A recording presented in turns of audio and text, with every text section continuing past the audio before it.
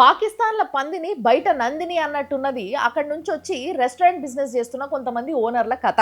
యూఎస్‌ల, యూకే‌ల, దుబాయ్‌ల, సౌదీల, ఆస్ట్రేలియాల ఇక్కడ అన్ని ప్లేసెస్‌లో గూడా కొన్ని రెస్టారెంట్స్ పెట్టుకొని నడిపేటోళ్ళు పేర్లు మాత్రం Pakistan restaurant పేర్లలా లేవవి. Indian పేర్లలాగా ఉన్నాయన్నట్టు.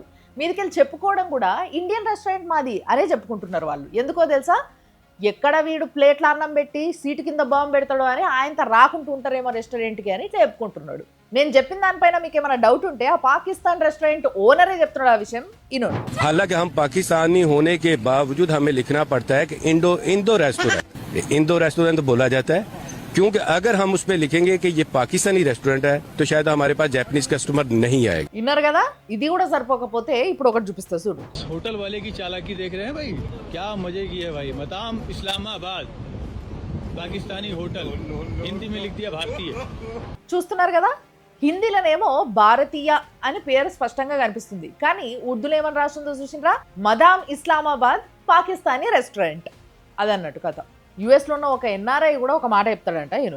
However, they continue to show it as an Indian restaurant. Why? Because even as a business, they get a lot more respect owing to the fact that they are branded as Indian. And you know, this is something that a lot of people from Pakistan as well as the Pakistani government should not forget. Inner కదా ఆయన ఏం చెప్పిండో?